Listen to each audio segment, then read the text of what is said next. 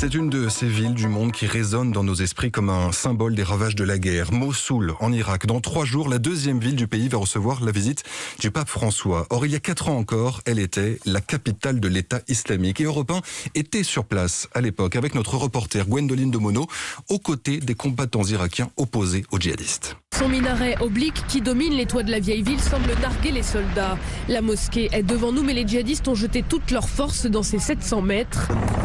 Pour appuyer les unités, les hélicoptères de combat mitraillent près d'un souk. Les départs de missiles emplissent les allées de fumée. La difficulté, dit le capitaine Allah, ce sont les milliers de civils bloqués dans le quartier. Ils se cloîtrent dans leur maison. Dans ces anciennes bâtisses de Mossoul, il y a des pièces en sous-sol. Les civils restent dans les sous-bassements. S'ils sortaient, Daesh les tuerait. Et ces habitants, libérés quelques mois plus tard, Europe 1 est de nouveau parti à leur rencontre. Bonjour Sébastien Sodaini. Bonjour. Ces habitants, ils revivent aujourd'hui dans une ville transfigurée. Eh bien, Mossoul est une ville qui présente 2 visages. À l'ouest, vous avez les restes du chaos et des combats qui vivent désormais au rythme des travaux de rénovation. C'est là qu'Abou Bakr al-Baghdadi a proclamé son califat, juste en face de la boulangerie de Bedran. Nous pouvons dire que c'est une renaissance, c'est une nouvelle vie qui nous est accordée.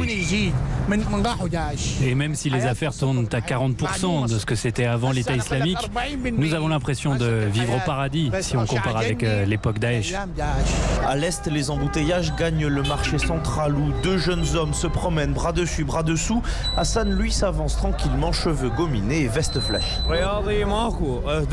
Il était interdit de porter un vêtement comme celui-là, avec des inscriptions en anglais ou dans une autre langue occidentale.